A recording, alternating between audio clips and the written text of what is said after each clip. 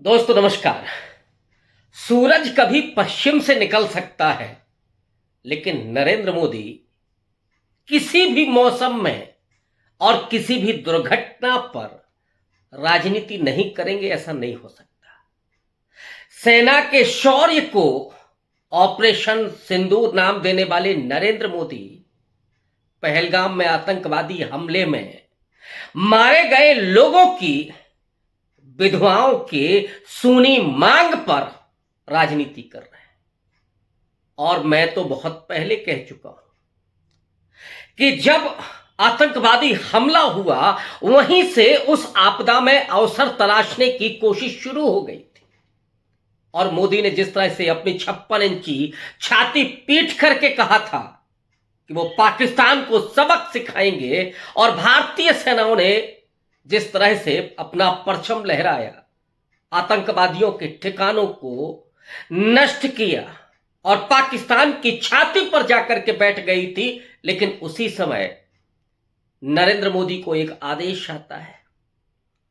उस आदेश के अनुपालन में नरेंद्र मोदी सीज फायर करते हैं बगैर किसी सेना के कंसल्ट के। क्या नरेंद्र मोदी ने सेना से यह कहा होगा, पूछा होगा कि सीज फायर किया जा सकता है? ऑब्वियस है नहीं। युद्ध विराम हो गया। और उसका ऐलान कौन कर रहा है? Donald Trump. वहां तक चलिए मान लेते हैं कि वैश्विक परिस्थितियां ऐसी रही होंगी। हालांकि वो क्यों परिस्थितियां बनी, इसकी भी जवाबदेही नरेंद्र मोदी की है। लेकिन उसके बाद तो आप माथा पीट लेंगे। मैंने शुरू में ही कहा था कि जो सिंदूर नाम है वो जानबूझ करके रखा गया है। मंगलवार का दिन था वो, जिस दिन वो स्ट्राइक की गई, आतंकवादी ठिकानों पर हमला किया गया। सिंदूर महिलाओं के भी सम्मान से जुड़ा हुआ है, उनके दाम्पत्य से जुड़ा हुआ मामला है, उनके सम्मान और स्वाभिमान से जुड़ा हुआ है। और दो हमारी जाबाज सेना अधिकारियों को लगाया गया था प्रेस ब्रीफिंग के लिए, कर्नल सोफिया कुरैशी और व्योमिका सिंह। और उसके बाद तो हद हो गई कि नरेंद्र मोदी बिहार और बंगाल के चुनाव को इस ऑपरेशन के जरिए, सेना के शौर्य के जरिए जीतने पर आमादा हो गए।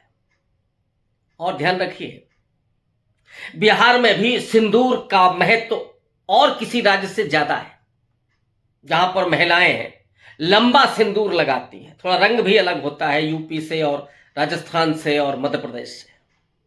और उससे भी ज्यादा महत्वपूर्ण बंगाल में, जहां पर एक बड़ा पर्व ही होता है सिंदूर खेला। और मोदी ने यह बहुत व्यवस्थित तरीके से खेल किया। और जैसे ही वो सारा कुछ खत्म हुआ, सेनाएं वापस मोर्चे से लौटी, उसके बाद नरेंद्र मोदी ने अपना मोर्चा शुरू कर दिया, राजनीति करनी शुरू कर दी। बिहार में पहुंचे, हालांकि उन्होंने तो पहले दिन से किया था। सऊदी अरब से अपना टूर छोड़ करके आए, लेकिन पहुंचे कहां? बिहार। पहलगाम नहीं गए, मणिपुर तो आज तक नहीं गए। और बिहार में चुनावी सभा बना दी उन्होंने, और जो वहां पर बोला वो आप जानते हैं, उसको दोहराने की जरूरत नहीं है। लेकिन मैं आज जिस मुद्दे को लेकर के आया हूं वो दरअसल बंगाल का मुद्दा है। और बंगाल में जिस तरीके से ममता बनर्जी ने दो टूक जवाब दिया है, वो नरेंद्र मोदी तिलमिला करके रह गए होंगे। ममता बनर्जी, जिन पर बड़ी तीखा हमला किया नरेंद्र मोदी ने वहां जाकर के, और हम लोग जानते हैं कि अभी बिहार का चुनाव है, फिर अगले साल बंगाल का चुनाव है, और दो ऐसे राज्य हैं जो बीजेपी के टारगेट पर हैं। बिहार में लंबे समय से बीजेपी स्ट्रगल कर रही है। अटल बिहारी वाजपेयी का सपना था कि यहां पर बीजेपी का मुख्यमंत्री हो, और बंगाल में तो नरेंद्र मोदी और अमित शाह का सपना है कि ममता बनर्जी को हटा करके वहां अपना मुख्यमंत्री बनाए, अपना राज्य स्थापित करें, अपनी शासन सत्ता स्थापित करें। लेकिन बंगाल में गच्छा खा गए। बंगाल मातृशक्ति की धरती है।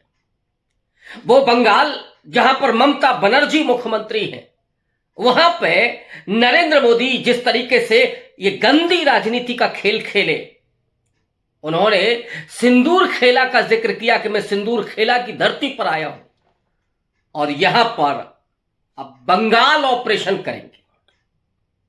मुर्शिदाबाद में सांप्रदायिक दंगों की बात उन्होंने की, लेकिन उसके बाद ममता बनर्जी ने जो जवाब दिया, उन्होंने कहा कि नरेंद्र मोदी जी ये गंदी राजनीति मत कीजिए। अब आप चूंकि यहां तक उतर आए हैं तो हम भी कहना चाहते हैं कि जो सिंदूर है उसका हर महिला से संबंध है और सिंदूर उसका पति देता है। आप कौन होते हैं? क्या आप इस देश की सभी महिलाओं के पति बनना चाहते हैं?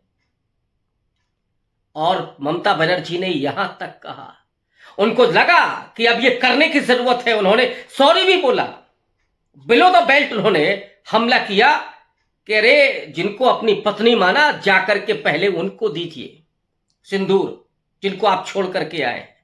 ममता बनर्जी ने कहा कि आपने मुझे मजबूर किया इस तरह की बात कहने के लिए, हम कहना तो नहीं चाहते थे। और उसके बाद ममता बनर्जी ने चुनौती दे दी, जो नरेंद्र मोदी ने कहा था कि हम बंगाल ऑपरेशन करेंगे, उन्होंने कहा कि अगर आप ये सोचते हैं कि चुनाव कल छोड़ दीजिए, आज कर लीजिए, वो आ जाइए मैदान में, आज आपसे हम दो दो हाथ करने के लिए तैयार हैं। और ममता बनर्जी ने कहा कि मोदी जी ये कोई और राज्य नहीं है, ये बंगाल है, यहां पर पानी कम दिया जाता है, हिसाब किताब ज्यादा किया जाता है। और ये जो ममता बनर्जी का दो टूक हमला था, उससे ऑब्वियस है कि भाजपाई अपने आखा पर इस तरह के हमले से तिलमिलाएंगे। लेकिन ममता बनर्जी ने पूरे तरीके से जो हाल किया है, उन्होंने कहा कि आपको बहस करनी है, आ जाइए बहस करते हैं, टेलीप्रॉम्प्टर भी ले आइएगा अपना, वो पढ़ पढ़ के कीजिएगा, क्योंकि कल उन्होंने परसों जो भाषण दिया बंगाल में वो टेलीप्रॉम्प्टर पर पढ़ते हुए दिया था। और अभिनेता के मामले में, नाटक के मामले में तो नरेंद्र मोदी, मैं नहीं मानता हूं कि बॉलीवुड में उनके बराबर का कोई है। और जो उनके डायलॉग लिखे जाते हैं, मैं तो कह चुका हूं कि जो डायलॉग लिखने वाला है उसको तो बड़े अवार्ड मिलना चाहिए। इस देश का प्रधानमंत्री जिस भाषा में बोल रहा है, महिलाओं का लगातार वो अपमान कर रहे हैं, और फिर भी इस देश का पूरा मीडिया खामोश है, कोई बोलने वाला नहीं है। ममता बनर्जी ने इस बात को बता दिया है कि नरेंद्र मोदी जी, बंगाल में अगर आप खेला करना चाहते हैं तो यहां चलने वाला नहीं है। अब जरा लौट के आते हैं उस मुद्दे पर कि असल में नरेंद्र मोदी की क्या इसमें रणनीति क्या थी। ये सेना के ऑपरेशन को ये ऑपरेशन सिंदूर क्यों कहा गया? दरअसल मोदी जी के टारगेट पर ये दो राज्य हैं, बिहार और बंगाल। लेकिन बिहार में मोदी जी को झोला उठा करके वापस आना पड़ा खाली हाथ। कल जो रोड शो हुआ, 6 किलोमीटर का रोड शो, लेकिन 600 लोग भी नहीं दिखाई दे रहे थे। पूरे रोड शो में सन्नाटा था।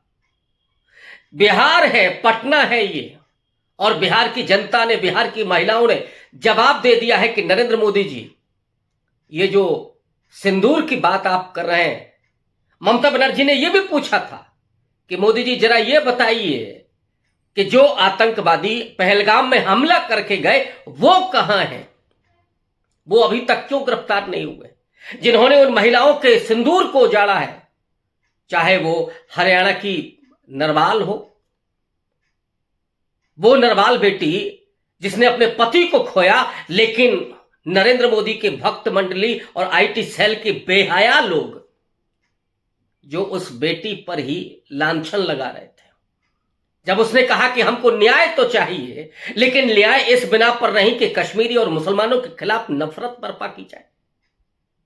जिन आतंकवादियों ने यह नापाक कोशिश की है, ये हमला किया है, उन आतंकवादियों को सबक सिखाया जाए, उनकी गर्दनें उतार ली जाए। लेकिन मुसलमानों, भारतीय मुसलमानों और कश्मीरियों के खिलाफ नफरत नहीं होनी चाहिए। इन लोगों ने हिमांशी नरवाल तक को नहीं छोड़ा। हिमांशी के खिलाफ जिस तरह का विश्वमन किया गया, वो अगर आप लोगों ने पढ़ा होगा तो आप जानते होंगे, यहां मैं दोहराने की भी स्थिति में नहीं हूं। लेकिन हालात क्या है? हालात यह है कि नरेंद्र मोदी एनी हाउ बिहार और बंगाल का चुनाव जीतना चाहते हैं। क्या बंगाल और बिहार की महिलाएं सिंदूर के नाम पर, वो भी उनका अपमान, कि घर घर जो सिंदूर पहुंचाएंगे भाजपाई, और वो भाजपाई जिसमें धाकड़ और तमाम उस तरह के लोग हैं जिनके तमाम वीडियो वायरल हो चुके हैं, उनके जरा हालात देखिए। और ये वो भाजपाई जिन्होंने कर्नल सोफिया कुरैशी को, एक डिप्टी सीएम क्या बोल रहा है, एक विधायक क्या बोल रहा है मध्य प्रदेश का, वो तो कर्नल सोफिया कुरैशी को आतंकवादियों की बहन कहता है। सेना को लगातार ये अपमानित कर रहे हैं। लेकिन नरेंद्र मोदी ऑपरेशन सिंदूर के नाम पर वोट मांग रहे हैं और इन्हें आपदा में अवसर ये तलाशना बखूबी आता है। लेकिन मुकाबला जहां ममता बनर्जी से हो, ममता बनर्जी को क्या कहा, यहां जो झगड़ा हो रहा है, यहां जो गुंडई हो रही है तुष्टीकरण के नाम पर, उसमें निर्ममता दिखी। ममता बनर्जी को निर्ममता कहा गया और उसका सीधा जवाब ममता बनर्जी ने दिया। नरेंद्र मोदी उस जवाब के बाद क्या पलटवार कर पाएंगे? क्या इतनी हिम्मत है? इसलिए मैंने कहा कि वो शक्ति की धरती है बंगाल जिसको कहते हैं, और एक शक्ति का ही वहां शासन, एक महिला का ही वहां शासन है। और वहां टकराने की अगर हिम्मत करेंगे, दो चुनाव में बुरी शिकस्त खा चुकी है बीजेपी, लेकिन शर्म तुमको है मगर नहीं आती। अमित शाह का ऑपरेशन सारा फेल हो गया, अब नरेंद्र मोदी ऑपरेशन के लिए लगे हैं। जो ऑपरेशन आतंकवादियों के खिलाफ करना था वो अपने घरेलू राजनीति में कर रहे हैं, उसका दुरुपयोग कर रहे हैं। और महिलाओं पर ये जो अपमानजनक है कि घर घर सिंदूर पहुंचाएंगे, इसने भारतीय जनता पार्टी के हालात को खराब कर दिया है। नरेंद्र मोदी को कहीं का नहीं छोड़ा। सच बात यह है कि अगर कहीं शर्म हया होती और जो महिलाएं महसूस कर रही हैं वो अगर पहुंच जाता तो ये डूब मरते चुल्लू भर पानी में, लेकिन इनको कोई शर्म नहीं। अब देखना यह है कि बंगाल और बिहार की जनता और खास करके महिलाएं इन्हें क्या जवाब देती हैं। शुक्रिया, धन्यवाद।